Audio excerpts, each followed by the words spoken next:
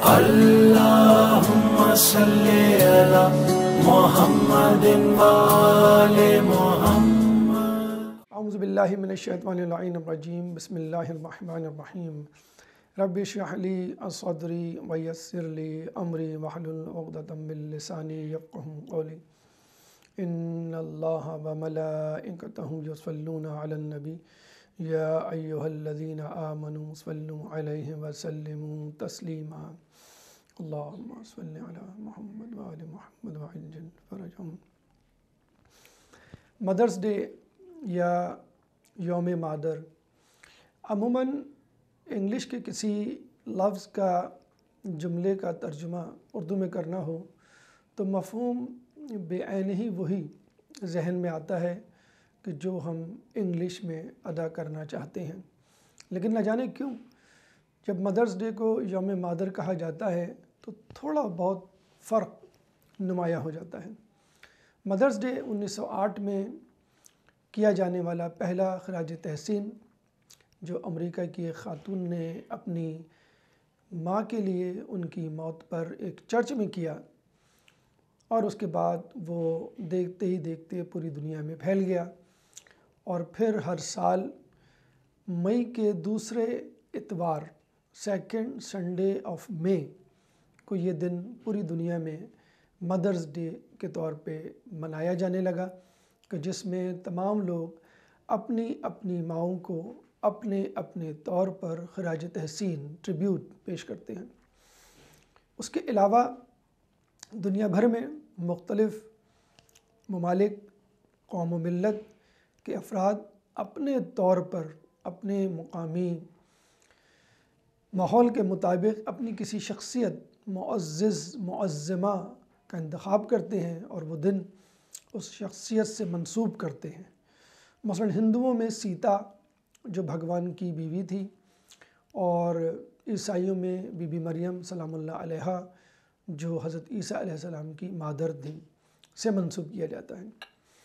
مسلمانوں میں سب سے پہلے امام خمینی نے اس بات کو لوگوں کے سامنے پیش کیا کہ اگر مدرس ڈے کسی دن منانا چاہیے تو وہ دن بی بی سیدہ سلام اللہ علیہا کی پیدائش کا دن یعنی 20 جمادی الثانی ہے، اور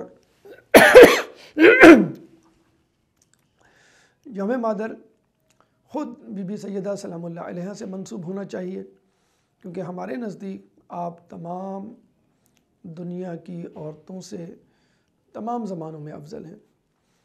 اور یہی تشریح و توصیف امام جعفر صادق علیہ السلام نے پیش کی کہ جب سورہ آل عمران آیت نمبر 42 ان اللہ اصطفاک وطہرک واصطفاک علی نساء العالمین کہ یا مریم ہم نے تمہیں چن لیا، ان اللہ اصطفاک بے شک اللہ نے تمہیں چن لیا اور پاک کر دیا اور چن لیا تم کو تمام عالمین کی عورتوں پر. تو امام صادق علیہ السلام نے فرمایا کہ بی بی مریم اپنے زمانے کی عورتوں کی سردار ہیں، جبکہ ہماری جدہ جناب سیدہ سلام اللہ علیہا تمام زمانے کی عورتوں کی سردار ہیں. کچھ لوگ کہتے ہیں کہ چونکہ قرآن میں امہات المومنین کا تذکرہ ہے، یعنی رسول اللہ کی ازواج، تو ہمیں ان سے منسوب کرنا چاہیے. تو پھر ہم یہ کہیں گے تمام امہات میں سب سے زیادہ مقدم اور افضل جناب خدیجۃ الکبریٰ کی ذات مقدسہ ہے، کہ جس کو یاد کر کے خود رسول اللہ نے اعتراف کیا کہ اس جیسی بیوی مجھے نہیں ملی، کہ جس نے اس وقت میری مدد کی جب لوگوں نے ہاتھ کھینچ لیا، اس وقت ایمان لائی جب لوگ کفر پہ ڈٹے ہوئے تھے، اس وقت اولاد دی جب کسی نے اولاد نہیں دی، بلکہ رسول اللہ کی اولاد، رسول اللہ کی نسل خود بی بی خدیجۃ الکبریٰ سلام اللہ علیہا کی وساطت سے بی بی سیدہ سلام اللہ علیہا، اور پھر اس کے بعد یہاں بھی امام صادق علیہ السلام یہ بھی تذکرہ کرتے ہیں کہ دنیا میں 4 افضل ترین خواتین ہیں: بی بی خدیجہ سلام اللہ علیہا، بی بی سیدہ سلام اللہ علیہا، بی بی مریم سلام اللہ علیہا، اور جناب آسیہ سلام اللہ علیہا. اور پھر یہ بھی فرمایا ان تمام یعنی 4 عورتوں میں بی بی سیدہ کی شخصیت سب سے افضل ہے. تو اگر ہم امہات المومنین بھی لیں تو بی بی خدیجۃ الکبریٰ، اور پھر بی بی خدیجۃ الکبریٰ سے بھی افضل جناب سیدہ کی ذات. اور ہم کیوں اس یوم مادر کو بی بی سیدہ سے منسوب نہ کریں کہ جو اپنے باپ کی اتنی خدمت کرتی ہے، اتنی خدمت کرتی ہے کہ اس کو ام ابیہا کا لقب دیا جاتا ہے، اپنے باپ کی ماں۔ اور رسول اللہ کا انداز احترام بتلاتا ہے کہ اگر رسول اللہ کی ماں زندہ ہوتی تو رسول اللہ اتنا ہی عزت، اتنا ہی وقار اور احترام دیا کرتے کہ جب وہ آتی تو اپنی جگہ سے اٹھ جاتے، عبا بچھاتے اور اسی جگہ پر جناب سیدہ کو، اپنی بیٹی کو بٹھاتے جہاں وہ خود بیٹھے ہوئے تھے، گویا بتلانا چاہ رہے تھے کہ میری جگہ کا استحقاق رائٹ یا تو میری بیٹی کو ہے یا پھر اس کے شوہر علی کو ہے۔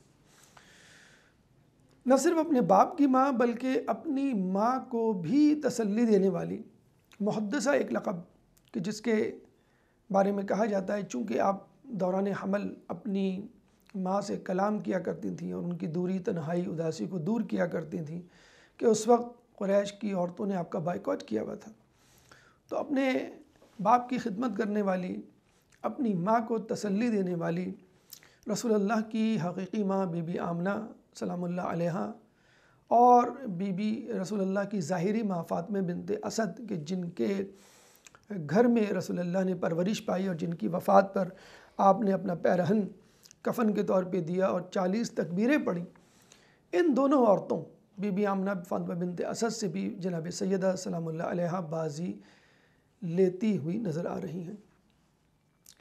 یوم مادر کے حوالے سے چند فضائل اور معرفت مقام مادر آپ کی زیر سماعت، اور پھر بی بی سیدہ سلام اللہ علیہا کی خود سیرت سے بطور مادر ہمیں کیا اسباق ملتے ہیں۔ اللہ تعالیٰ قرآن مجید میں لفظ عربی کا لفظ ماں کے لیے استعمال ہوتا ہے، اور اتفاق کی بات یہ ہے کہ لفظ بچے کے لیے سب سے زیادہ آسان لفظ ہے۔ جب بھی وہ بولتا ہے تو میم کی آواز نکلتی ہے، مم، مو۔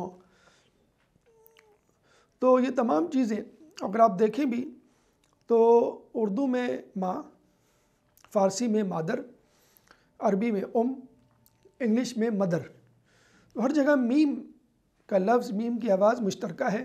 آسان ترین آواز،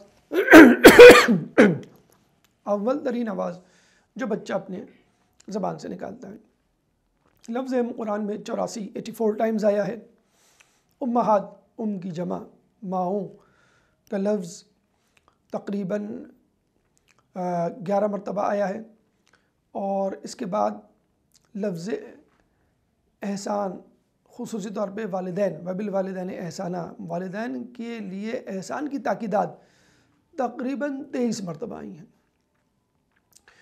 پھر ہم دیکھتے ہیں اللہ تعالیٰ قرآن میں روایات کے مصداق تین چیزوں کے بغیر قبول نہیں کرتا، تین چیزوں کے ساتھ کمبائن کرتا ہے اور ایک کمپلیٹ پیکج کے طور پہ قبول کرتا ہے، نہ یہ کہ ایک چیز لے لی دوسری چیز چھوڑ دی۔ مثلا نماز کو زکوٰۃ کے بغیر قبول نہیں کیا جائے گا، اقیموا الصلاۃ وآتوا الزکوٰۃ، سورہ بقرہ آیت نمبر 23۔ اسی طرح شکر الہی کو شکر مادر یا شکر والدین کے بغیر قبول نہیں کیا جائے گا، ان اشکر لی ولوالدیک، سورہ لقمان آیت نمبر 14۔ اسی طرح تقوی الہی کو صلہ رحمی کے بغیر قبول نہیں کیا جائے گا، واتقوا اللہ الذی تساءلون بہ والارحام، کہ اللہ کا تقوی اختیار کرو، اور وہ تقوی کہ جس کے ذریعے کہ تم ایک دوسرے سے مانگتے ہو، اور صلح رحمی کرو۔ تو یہ تین چیزوں کے بغیر قبول نہیں کی جائیں گی۔ نماز زکوٰۃ کے بغیر قبول نہیں کی جائے گی، شکر الہی شکر والدین کے بغیر قبول نہیں کیا جائے گا، اور تقوی الہی صلح رحمی کے بغیر قبول نہیں کیا جائے گا۔ ہم دیکھتے ہیں اللہ تعالیٰ نے اپنی مخلوقات کی پیدائش اور تخلیق کے لیے اگر کسی کا انتخاب کیا تو وہ ماں ہے، باپ نہیں۔ دنیا میں آنے والا شخص ماں باپ کے بغیر نہیں آ سکتا۔ اگر ماں یا باپ میں کوئی آپشن دیا جائے تو ماں کے بغیر کم از کم نہیں آ سکتا۔ عیسیٰ علیہ السلام اس کی مثال کہ باپ کے بغیر تو آ گئے، ماں کے بغیر نہیں آئے۔ تو کیا ہی بلند و بالا مقام ہے ماں کا کہ اللہ خالق ہے اور ماں بھی خالق ہے اللہ تعالیٰ کے توسط سے۔ اور صرف خالق ہی نہیں، اس تخلیق میں جتنے مراحل آئے اور اس تخلیق کے بعد جتنے مراحل آئے، ان تمام مراحل کو بحسن و خوبی انجام دینے والی ماں کا اعتراف مشقت، اعتراف زحمت اور اعتراف خدمت خود اللہ تعالیٰ نے سورہ احقاف میں کیا ہے، کہ جس میں اللہ تعالیٰ فرماتا ہے وَبِالْوَالِدَيْنِ وَوَصَّيْنَا الْإِنسَانَ بِوَالِدَيْهِ، کہ اللہ تمہیں وصیت کرتا ہے کہ والدین کے ساتھ احسان کرو، اور پھر خصوصیت سے والدین میں سے ماں کا تذکرہ کرتے ہوئے کہتا ہے کہ وَحَمَلَتْهُ أُمُّهُ كُرْهًا وَوَضَعَتْهُ كُرْهًا وَحَمْلُهُ وَفِصَالُهُ 30 شهرًا۔ حملتْهُ أُمُّهُ كُرْهًا، اور اس کی ماں نے اس کو زمانہ حمل میں اپنے پیٹ میں مشقت کے ساتھ رکھا، وَوَضَعَتْهُ كُرْهًا، اور اس کو بڑی زحمت کے ساتھ جنا، وَحَمْلُهُ وَفِصَالُهُ 30 شهرًا، دوران حمل اور دوران رضاعت دودھ پلائی کا مکمل دورانیہ 30 مہینے ہے۔ یہاں سے میڈیکل سائنس کی ایک بات پروو ہو جاتی ہے کہ 2 سال حولین کاملین، 2 سال بچوں کو دودھ پلانا چاہیے، اور دوران حمل منیمم 6 منتھس ہو سکتا ہے۔ تو 24 مہینے 2 سال کے اعتبار سے، 6 مہینے حمل کے اعتبار سے، یہ کل 30 مہینے ہو گئے، جس پر حضرت یحییٰ علیہ السلام پورا اترتے ہیں اور امام حسین علیہ السلام پورا اترتے ہیں۔ اللہ تعالیٰ اس زحمت، اس مشقت، اس خدمت کے عوض ماں کو انعام دیتا ہے، یعنی پہلے انتخاب الہی ماں، اس کے بعد اعتراف الہی کہ ہاں بھائی تم نے کمال کیا، اور جو ہم نے ذمہ داری اس کو دی اس کو انجام دیا۔ تیسرا انعام الہی، اب اللہ تعالیٰ نے انعام دینا چاہا۔ اب آپ دیکھ لیجئے کیا انعام دیا، الجنت تحت الاقدام الامہات، کہ جنت ماؤں کے قدموں تلے ہے، ہاتھوں میں نہیں، قدموں تلے، قدموں کی خاک ہے، اتنا بڑا انعام۔ گناہ کبیرہ میں منہج الصادقین سے آیت اللہ دستغیب میں نے نقل کیا، اس کے علاوہ مستدرک الوسائل کی 15ویں جلد میں آیت اللہ محدث نوری نے نقل کیا اس حدیث کو، الجنت تحت الاقدام الامہات۔ اور دیکھیں جب آپ کو کوئی قیمتی چیز ملتی ہے تو آپ اس کو خوب حفاظت سے رکھتے ہیں، محفوظ رکھنے کی کوشش کرتے ہیں، دیکھ بھال کرتے ہیں کہ گر نہ جائے، ٹوٹ نہ جائے، ضائع نہ ہو جائے، چوری نہ ہو جائے، غفلت کی نظر نہ ہو جائے۔ اب اس ماں نے اس جنت کے ساتھ کیا کیا؟ ایک ماں نے اپنی ماں، ایک بیٹے نے اپنی ماں سے سوال کیا، ماں جنت آپ کے قدموں تلے کیوں ہے، ہاتھوں میں کیوں نہیں؟ قیمتی چیز ہے اور تحفہ تو ہاتھوں سے دیا جاتا ہے، اگر کوئی شخص پیروں سے تحفہ دے تو یہ تو حقارت ہے، یہ تو اس کا درجہ کم کرنا ہے، آپ ہاتھوں سے دیں مجھے، تو ہاتھوں میں کیوں نہیں جنت، پیروں میں کیوں ہے آپ کی؟ تو ماں نے جواب دیا، بیٹا اللہ تعالیٰ نے میرے مقام و مرتبے کو دیکھتے ہوئے میری خدمات کے اعتراف میں جنت کو میرے ہاتھوں ہی میں دیا تھا، میری گود میں دیا تھا، لیکن جب تمہاری ولادت ہوئی اور تم اس دنیا میں آئے تو میں نے تمہیں لے کر اس جنت کو چھوڑ دیا۔ یعنی اولاد کے لیے ماں جنت جیسی قیمتی ترین چیز کی قربانی دے دیتی ہے، اور یہ جنت میرے ہاتھ سے گر گئی، بے اختیار میں نے تمہیں ہاتھ میں لے لیا۔ یعنی مجھے یہ بھی یاد نہیں رہا کہ جنت کب میرے ہاتھ سے گئی، اور جب میں نے یہ ایثار کیا، یعنی تمہاری وجہ سے جنت کو، لوگ کہتے ہیں کہ ماں جو ہے اپنی ماں دنیا کو چھوڑ دیتی، جی نہیں، ماں نے تو جنت کو چھوڑ دیا اپنے بیٹے، اپنی بیٹی، اپنی اولاد کے لیے، تو جنت کو چھوڑ کے میں نے تمہیں لے لیا۔ جب اللہ تعالیٰ نے دیکھا کہ میں نے تمہاری وجہ سے اس اتنے بڑے انعام کی بھی پرواہ نہیں کی، تو اللہ تعالیٰ نے وہ گری ہوئی جنت میرے قدموں میں ہمیشہ کے لیے جاگزین کر دی۔ اب جنت ہمیشہ کے لیے میرے قدموں میں رہے گی، یعنی ماں کی قدموں کی دھول کہ ماں کی خدمت کر لو اور جنت کما لو۔ تو ہم کہیں گے ہم تمام لوگوں کی جنت ماں کے قدموں میں ہے، اور جو خود جنت کا سردار ہے وہ بھی اپنی ماں کی قدموں کے نیچے موجود اپنی جنت کو پاتا ہے۔ تو یہ ہے وہ ایثار جو ماں نے کیا اپنی اولاد کے لیے، تو پھر کیوں نہ اس ماں کا مقام و مرتبہ اتنا بلند ہو کہ جس کے بارے میں کہا جاتا ہے، حدیث میں ہے کہ اگر ماں کی زیارت کرنے کے لیے تمہیں 2 سال کا سفر کرنا پڑے تو بھی کرو۔ 2 سال کے سفر میں تو انسان مریخ میں پہنچ جائے۔ مختلف مشقتوں کے اعتبار سے مختلف درجات نیکیاں ہیں، یعنی جتنی بڑی نیکی اتنی بڑی مشقت۔ کہا یہ جاتا ہے کہ تشیع جنازہ کے لیے اگر تمہیں 1-2 میل کا فاصلہ طے کرنا پڑے تو تم کرو۔ پھر کہا گیا کسی مومن کی دعوت کے لیے اگر تمہیں 3 میل کا فاصلہ طے کرنا پڑے تو تم کرو۔ پھر کہا گیا کسی مومن کی زیارت کے لیے اگر تمہیں 4 میل کا فاصلہ طے کرنا پڑے تو تم کرو۔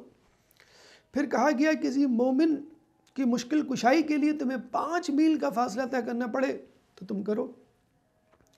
پھر کہا گیا کہ اگر کسی ظلم کو کسی مظلوم سے نجات دلانے کے لیے کسی مظلوم کو ظلم سے تمہیں 6 میل کا فاصلہ طے کرنا پڑے تو تم کرو۔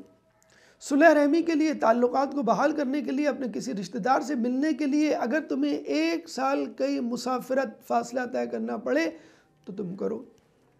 اور اگر تمہیں اپنی ماں کی فقط زیارت کے لیے 2 سال کی مسافرت کرنا پڑے، 2 سال کا سفر طے کرنا پڑے تو تم کرو۔ یہاں اولاد انگلینڈ، امریکہ اور یورپ سے پاکستان نہیں آ پاتی کہ میری جاب چلی جائے گی اور میرے بہت سارے کام رک جائیں گے، 10 دن کے لیے، 15 دن کے لیے، 12 گھنٹے، 14 گھنٹے، میکسیمم 24 گھنٹے کی فلائٹ۔ یہاں کہا جا رہا ہے 2 سال کی مسافرت، ٹریولنگ تمہیں کرنی پڑے تو تم کرو۔ یہی وجہ ہے کہ ہم دیکھتے ہیں کہ ماں کا اجر باپ کے اجر سے زیادہ ہے۔ کیوں؟ اس کی جب امام سے پوچھا گیا، جب رسول سے پوچھا گیا تو بتایا گیا اس وجہ سے کہ وہ حمل میں 9 مہینے بچے کو اپنے پیٹ میں رکھ کے مشقت کرتی ہے، پھر جو ہے وہ زچگی کے دوران تکلیف برداشت کرتی ہے۔ ایک شخص آیا کہنے لگا میں نے اپنی ماں کو کاندھے پہ بٹھا کے پورا حج کروایا ہے، تمام طواف کروائیں، تو کیا میں نے اس کا حق ادا کر دیا؟ رسول نے کہا نہیں، تو نے تو زچگی کے دوران ایک درد کی وجہ سے نکلنے والی آہ کا حق بھی نہیں ادا کیا۔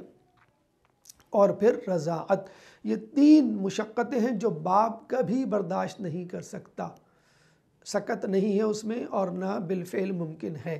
زچگی، حمل اور رضاعت۔ اور پھر کہا گیا کہ تم ماں کا حق ادا نہیں کر سکتے، ہاں باپ کا حق ادا ہو سکتا ہے 2 صورتوں میں۔ اگر باپ غلام ہے تو اس کو آزاد کروا دو، باپ کا حق ادا ہو گیا۔ اگر باپ مقروض ہے اس کا قرض ادا کر دو تو باپ کا حق ادا ہو گیا۔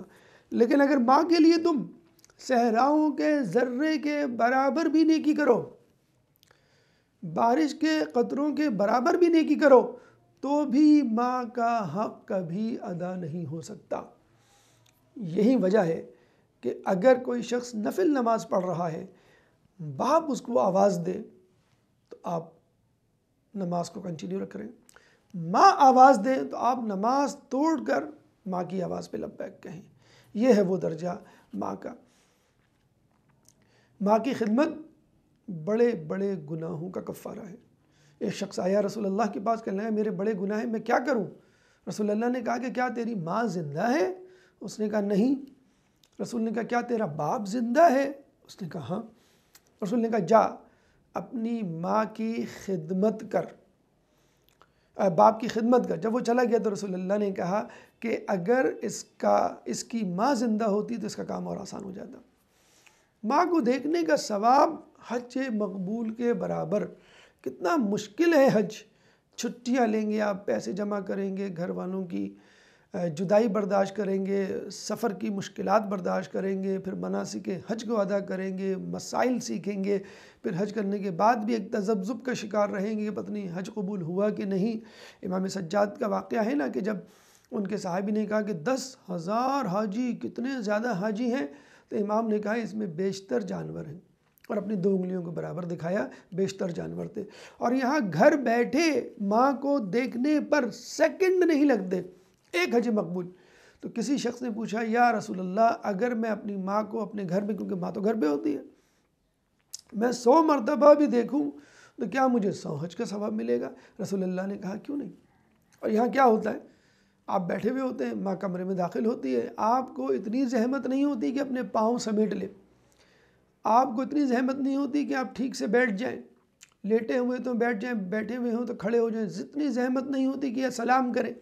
بلکہ ماں اگر ٹی وی کے سامنے آ جائے تو آپ کتنا چیخ کے کہتے ہیں ماں جلدی ہٹیے، T20 کا فائنل ہے، آخری اوور ہے، اور آپ بیچ بیچ میں آ جاتی ہے، ماں کچھ پوچھ لے، بیٹا واہ فلاں چیز کہاں رکھی ہے، تو آپ کہتے ہیں ماں مجھے نہیں معلوم، میں آپ کو پہلے ہی بتا چکا ہوں۔ یہ انداز کلام ہے۔ کہتے ہیں کہ اگر ماں باپ کے غلط ڈانٹنے پر آپ نے ان کو گھور کے دیکھا، غصے کی نگاہ سے دیکھا، آپ کی نماز قبول نہیں ہوگی۔ اگر وہ صحیح بات پہ ڈانٹیں، جو عموماً ہوتا ہے، صحیح تاخیر نماز پہ ڈانٹ دیا، نہ پڑھنے پہ ڈانٹ دیا، یا غلط پروگرامات ٹی وی اور انٹرنیٹ پہ دیکھنے پہ ڈانٹ دیا، اس پہ آپ غصے سے دیکھیں تو پھر آپ کے ساتھ کیا ہوگا یہ آپ سوچ لیں۔ اس کے بعد گناہ دھوتی ہے ماں، حج مقبول کا ثواب دلواتی ہے، مقام بلند بھی ماں کی دعاؤں سے تو ملتا ہے۔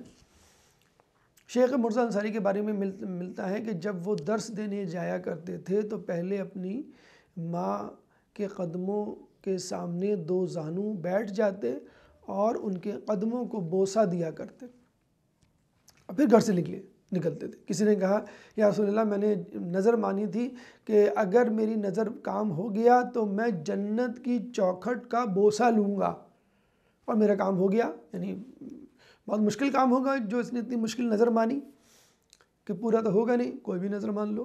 تو رسول نے کہا جا اپنی ماں کی پیشانی کا بوسہ لے، تیری نظر پوری ہو گئی، یعنی تو نے جنت کی چوکھٹ کا بوسہ لے لیا۔ تو شیخ مرزا انصاری اپنی ماں کے قدموں کا بوسہ لیتے، پھر درس دینے جاتے تھے۔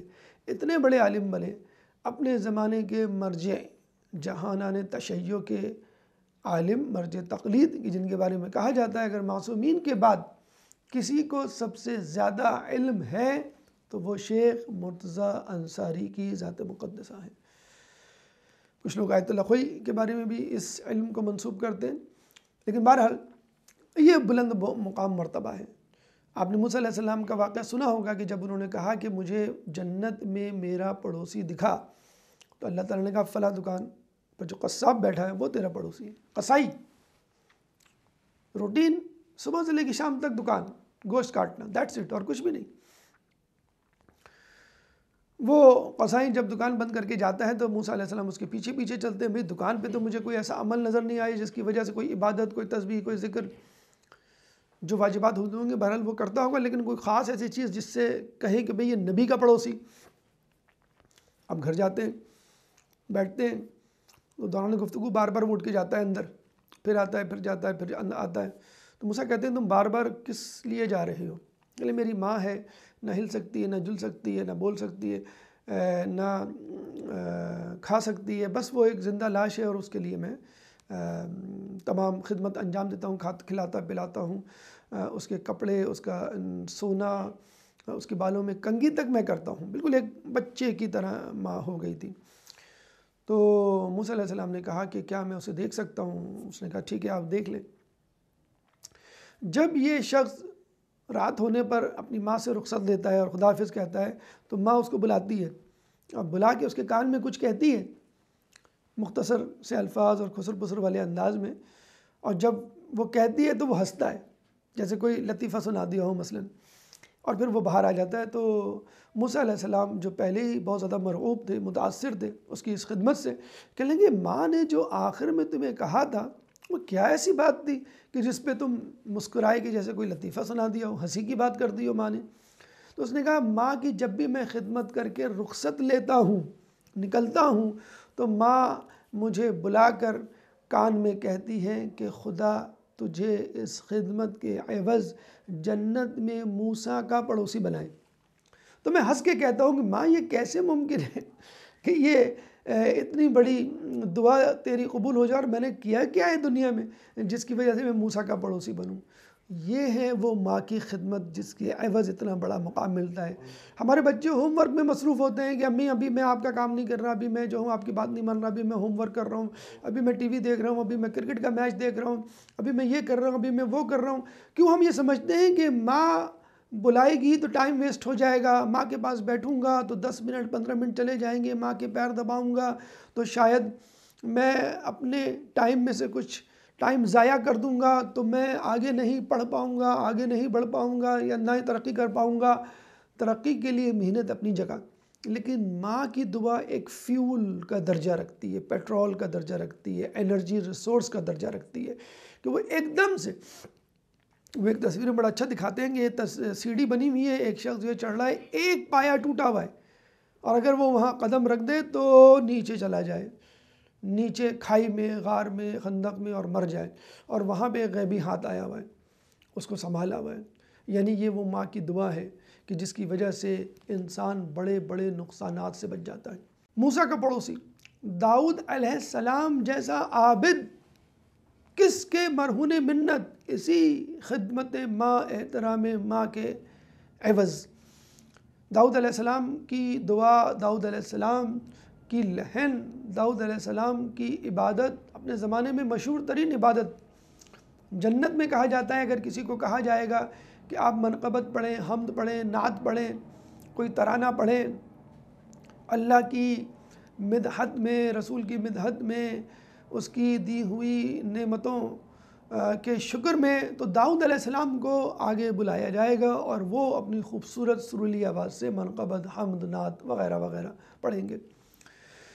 تو داؤد علیہ السلام ایک دفعہ عبادت کر رہے تھے کہ ان کے دل میں یہ خیال آیا، یا اللہ مجھ سے بہتر عبادت کرنے والا کون ہو سکتا ہے؟ اللہ تعالیٰ نے کہا کہ جا فلاں غار میں ایک شخص عبادت کر رہا ہے جو تجھ جیسی عبادت کرتا ہے۔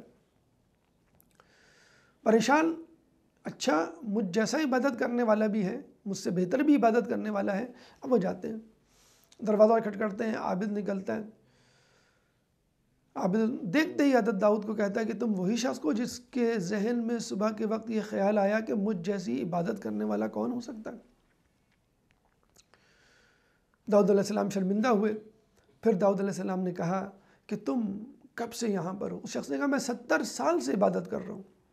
داؤد علیہ السلام نے کہا کیوں؟ اس لیے وہ شخص بتلاتا ہے کہ ایک گناہ مجھ سے سرزد ہو گیا تھا، اس کی توبہ کے لیے میں یہاں بیٹھا ہوا ہوں، جب تک وہ گناہ معاف نہیں ہو جاتا میں یہاں سے نہیں جاؤں گا۔ حضرت آدم علیہ السلام نے کہا کہ بھئی وہ کون سی خطا، وہ کون سا گناہ ہے؟ اس شخص نے کہا کہ ایک دفعہ میں اپنے گھر کی سیڑھی پر چڑھ کر چھت پہ جا رہا تھا، جیسے ہی میں نے ایک زینے پہ پاؤں رکھا، نیچے سے دھول اٹھی اور اسی وقت میری ماں سیڑھی کے نیچے سے گزری۔ میں نے یہ سمجھا کہ شاید یہ میرے قدموں سے نکلنے والی دھول میری ماں کے چہرے کو مس کر گئی ہے۔ بس میں گھبرایا اور ڈرا کہ اللہ تعالیٰ اس خطا کے بدلے میں مجھے جہنم کی آگ میں نہ جلا دے۔ میں گھبرا کے نیچے اترا اور اس غار میں آ کے پناہ لی، اور میں نے اللہ سے وعدہ کیا کہ جب تک تو میرا یہ گناہ معاف نہیں کر دے گا اس وقت تک میں یہاں سے نہیں جاؤں گا۔ آدم علیہ السلام نے کہا کہ تمہیں پتہ کیسے چلے گا کہ تمہارا گناہ اللہ نے معاف کر دیا اور پھر تم یہاں سے جاؤ گے؟ 70 سال ہو گئے۔ اس نے کہا میں نے اللہ تعالیٰ سے یہ آیت یا نشانی طلب کی ہے کہ جب تیرا کوئی نبی آ کر مجھے گلے لگائے گا میں سمجھ جاؤں گا کہ میرا گناہ تو نے معاف کر دیا۔ داؤد علیہ السلام نے روتی ہوئی آنکھوں سے اس کو گلے لگایا اور کہا اے شخص مبارک ہو، اللہ نے تیرا وہ گناہ معاف کر دیا ہے کہ جو اس کے نزدیک گناہ ہے ہی نہیں، اس کے باوجود تو اس کی عبادت کر رہا ہے۔ تو آپ نے دیکھا کہ کتنا احترام اور کتنی عزت اور کتنا جسے کہتے ہیں وقار اس شخص کے دل میں تھا اپنی ماں کے لیے۔ کیا ہم اپنی ماؤں کے لیے اتنی عزت، اتنا وقار اپنے دلوں میں رکھتے ہیں؟ عابد جری ایک بہت بڑا بنی اسرائیل کا عابد، اپنی عبادتوں میں مصروف رہتا، بہت مشہور ہو گیا تھا اپنی عبادت کی وجہ سے، پہاڑی پہ عبادت کیا کرتا تھا۔ ایک دفعہ اس کی ماں آئی، اس کو بلایا اور وہ نہیں گیا کہ میں عبادت کر رہا ہوں۔ دوسری مرتبہ آئی، ماں نے بلایا، نہیں گیا کہ میں عبادت کر رہا ہوں۔ تیسری مرتبہ آئی، بلایا، نہیں گیا۔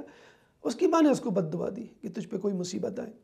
کچھ ہی دیر بعد، ماں کے جانے کے بعد کچھ ہی دیر بعد ایک عورت وہاں بھاگتی ہوئی آئی، فاحشہ، اس کے ہاتھ میں ایک گود میں بچہ تھا، سمجھ میں نہیں آ رہا تھا، ولد الزنا تھا۔ زنا کی وجہ سے ایک چرواہی کے ساتھ بدفعلی کے نتیجے میں اس نے کہا میں کیا کروں؟ اس نے کہا یہ عابد جری ایک معصوم سا آدمی ہے، اس کو میں اپنے دام میں گرفتار کر لیتی ہوں اور اس پہ الزام ڈال دیتی ہوں۔ چنانچہ شور مچانا شروع کر دیا، یہ عابد جری ہے، اس نے میرے ساتھ غلط کام کیا ہے جس کی وجہ سے یہ بچہ ہوا ہے اور اب یہ اس کو قبول نہیں کر رہا ہے۔ عابد جری کو نیچے اتارا گیا، لوگوں نے خوب جو ہے اس کو سنائی کہ تم بہت بڑے عابد بنتے ہو، تم نے یہ غلط کام کیا۔ اس نے کہا باخدا میں نے غلط کام نہیں کیا، میں تو کئی سال سے اس پہاڑ پر عبادت کر رہا ہوں۔ حاکم وقت آیا، اس نے کہا کہ تم گواہ لے کر آؤ۔ وہ عابد جو ہے وہ گواہ نہیں لے کر آیا۔ تو لوگوں نے کہا کہ بھئی کوئی عورت ایسی تھوڑی شور مچا سکتی ہے، اپنی عزت کو داؤ پہ لگا سکتی ہے۔ اس کو پھانسی پر چڑھایا جانے لگا۔ عین اسی وقت اس کی ماں وہاں سے گزر رہی تھی، اس نے جب اپنے بیٹے کو دیکھا کہ پھانسی کے پھندے پہ چڑھ رہا، اس نے پوچھا بھئی کیا ہوا ہے؟ تو انہوں نے کہا لوگوں نے کہ بھئی اس نے ایک عورت کے ساتھ غلط کام کیا ہے، اب اس کو پھانسی کے پھندے پہ چڑھایا جا رہا ہے۔ تو اس نے کہا میرا بیٹا ایسا نہیں ہو سکتا۔ اس نے اپنے بیٹے سے پوچھا تو اس نے کہا ماں میں نے یہ کام نہیں کیا ہے اور مجھے بے جرم و خطا پھانسی دی جا رہی ہے۔ تو ماں نے پھر دعا کے لیے ہاتھ اٹھائے، اے اللہ کچھ ایسا معجزہ کر دے کہ جس کی وجہ سے میرے بیٹے کی جان بچ جائے۔ اسی وقت اس فاحشہ کی گود میں لیٹا ہوا بچہ گویا ہوا اور اس نے کہا کہ میں اس عابد جری کا بیٹا نہیں بلکہ فلاں چرواہے کا بیٹا ہوں۔ اور پھر عین پھانسی کے وقت اس عابد جری کی جان چھوٹی۔ تو ماں کی طرف توجہ نہ کرنے کی وجہ سے، غفلت برتنے کی وجہ سے، بے احترامی کی وجہ سے، آواز دینے پر نہ جانے کی وجہ سے دیکھیں آپ کتنی مصیبت میں پھنس سکتا ہے انسان۔ اور قدموں کا بوسہ لینے کی وجہ سے، ان کی خدمت کرنے کی وجہ سے، احترام دل میں رکھنے کی وجہ سے انسان کتنے بلند مقام کہ موسیٰ کا پڑوسی اور حضرت داؤد علیہ السلام جیسی عبادت کا متحمل ہو سکتا ہے۔ عزیزان من، ہمیں والد یا والدہ کی خدمت کے لیے کوئی پہاڑ نہیں کھودنا، کوئی دودھ کی نہر نہیں نکالنی، بس گھر میں رہتے ہوئے جتنی ہم خدمت کر سکتے ہیں بہت ہے، بآسانی ہو سکتی ہے حج مقبول کا ثواب۔ آج سے آپ تہیہ کر لیں گے بس مجھے جب بھی ماں کی زیارت کرنی ہے تو بس اس نیت سے کہ اللہ مجھے حج مثبت کا ثواب دے گا، حج مقبول کا۔ جو کھانے میرے سامنے پیش کر دیا جائے وہ میں کھا لوں، جو لباس دیا جائے وہ پہن لوں، جو کام کہا جائے وہ کر لوں۔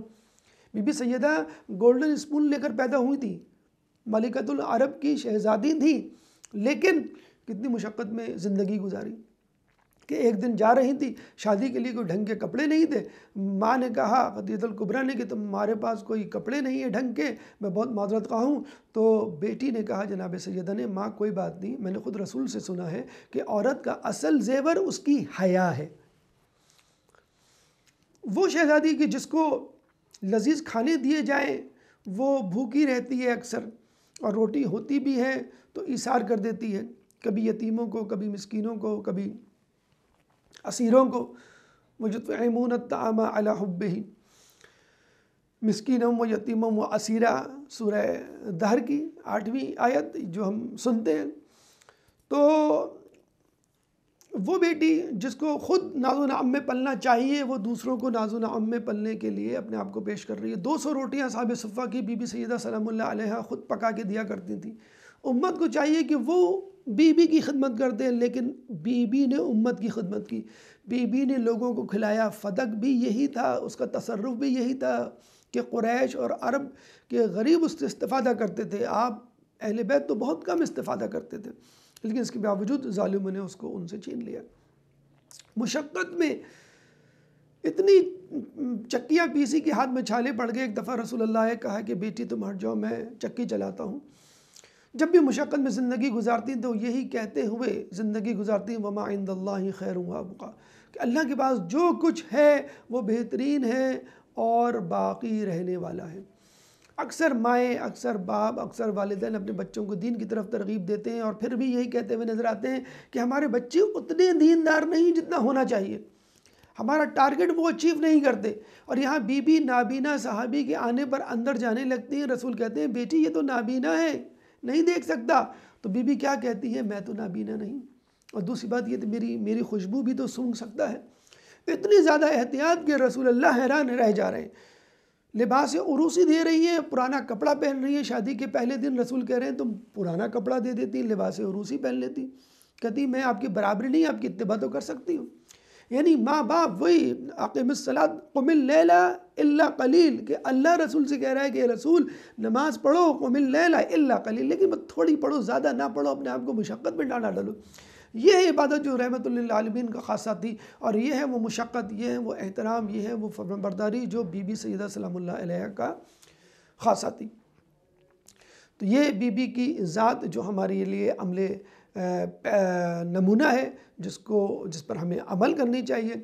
آخری الفاظ ماؤں کی ایک توجہ کے لیے کہ جو یہ حدیث الجنت و تحت الاقدام الامہات کہ جنت ماؤں کے قدموں تلے ہے، اس کا ایک پہلو علماء یہ بھی بیان کرتے ہیں اگر ماں چاہے تو اپنی تربیت سے بچوں کو جنت دلا سکتی ہے، اور تربیت سے روگردانی کر یعنی اپنی نظریں ہٹا کر ان کو جو ہے وہ پریشانی میں مبتلا کر سکتی ہے، گمراہی میں مبتلا کر سکتی ہے۔ رسول کی حدیث ہے کہ انسان دین فطرت یعنی اسلام پر پیدا ہوتا ہے، یہ اس کے ماں باپ ہیں جو اس کو یہودی، نصرانی یا مجوسی بناتے ہیں۔ سلطانہ ڈاکو کے بارے میں ملتا ہے کہ جب اس کو پھانسی ہو رہی تھی، اس سے پوچھا گیا کہ تم کو اس مقام پر کون لے کر آیا؟ تو اس نے کہا میری ماں۔ لوگوں نے کہا کہ لوگوں کی مائیں تو ان کو اچھا بناتی ہیں، ڈاکٹر انجینئر بناتی ہیں، تم ڈاکو بن گئے۔ کہ لیں گے میری ماں نے میری تربیت نہیں کی، پہلے دن میں نے انڈا چرایا تھا، جب وہ چرا کے میں گھر لایا، ماں نے مجھ سے یہ نہیں پوچھا کہ یہ انڈا تم کہاں سے لائے، پکا کے کھلا دیا۔ پھر روٹی چرا کے لایا، پکا کے جو ہے وہ مجھے کھلا دی۔ پھر جو ہے پھل، پھر لباس، پھر بڑی چیزیں، پھر ڈکیتیاں، پھر رہزنی، قتل و غارت۔ ماں نے کبھی مجھ سے سوال نہیں کیا کہ تم دن میں کیا کرتے رہے۔ ماؤں کو چاہیے اپنے بچوں سے باز پرس کریں، لیکن پولیس مین کے طور پہ نہیں، ایک اچھے دوست کی طرح۔ اگر آپ نے اپنے بچے کی صحیح تربیت کی اور اس انداز سے مواخذہ کیا جو کہ نرم لہجے پہ مبتلا ہے، تو بچہ آپ کا یقیناً بڑے مقام مرتبے پہ پہنچے گا۔ بی بی سیدہ سلام اللہ علیہ کی سیرت بھی یہی کہتی ہے کہ جب حسن و حسین آتے تھے تو بی بی پوچھتی تھی کہ آج تمہارے نانا نے مسجد نبوی میں کیا پڑھا، ہوم ورک ان سے پوچھتی تھی کہ مجھے دکھاؤ کیا ملا، اور مجھے بتاؤ، مجھے سناؤ کہ تم نے کیا سنا۔ تو ہماری ماؤں کو بھی چاہیے کہ وہ اپنے بچوں سے باز پرس کریں کہ ان کے موبائل میں کیا ہے، وہ انٹرنیٹ پہ کیا کرتے رہتے ہیں، ڈیجیٹل میڈیا پہ کیا دیکھ رہے ہیں، ان کے کیسے دوست ہیں، وہ دن بھر گھر سے باہر نکلتے ہیں تو کن ایکٹیویٹیز میں اپنے آپ کو مصروف رکھتے ہیں۔ پھر آخر میں ہم یہی کہیں گے کہ ماں کا مقام و مرتبہ اتنا بلند ہے کہ جس کو جنت دیکھنی ہو تو وہ ماں کو دیکھ لے۔ چلتی پھرتی آنکھوں سے میں نے اذاں دیکھی ہے، میں نے جنت تو نہیں ہاں ماں دیکھی ہے۔ اللہ تعالیٰ سے دعا ہے کہ جو کچھ سنا اور پڑھا اس پہ عمل کرنے کی توفیق عطا فرما، ہمیں اپنے ماؤں کی فرما برداری کرنے کی توفیق عطا فرما، ہمیں ماں باپ کی خدمت کر کے جنت حاصل کرنے کی توفیق عطا فرما۔ یوم مادر پہ ہم تمام لوگ اس بات کا عہد کرتے ہیں کہ بی بی سیدہ اور اہل بیت کی سیرت پہ انشاءاللہ پوری طرح عمل کرنے کی کوشش کریں گے۔ اللہ تعالیٰ ہمارے اس عہد و پیمان کو عہدہ برآ ہونے کی توفیق عطا فرما۔ جو پریشان حال ہیں ان کی پریشانی کو دور فرما، جو بے روزگار ہیں ان کو روزگار عطا فرما، جو رزق حلال کما رہے ہیں ان کے رزق میں برکت عطا فرما، جو زندان میں ہیں ان کو رہائی عطا فرما، جو مسافرت میں ہیں ان کو منزل عطا فرما، جو گمشدہ ہیں ان کو ان کے پیاروں سے ملا۔ کرونا اور جیسی متعدی بیماریوں کو بالخصوص مومنین بالعموم تمام مسلمانوں سے دور فرما۔ جو لوگ دنیا میں جہاں ظلم و ستم کا نشانہ بنے ہیں ان سے ظلم و ستم کو دور فرما، امام کے ظہور میں تعجیل فرما، ہمیں ان کے انصار و اعوان میں شامل فرما۔ ربنا تقبل منا انک انت السمیع العلیم وتب علینا انک انت التواب الرحیم برحمتک یا ارحم الراحمین۔ اللہم صلی علی محمد وآل محمد، اللہم صلی علی محمد وآل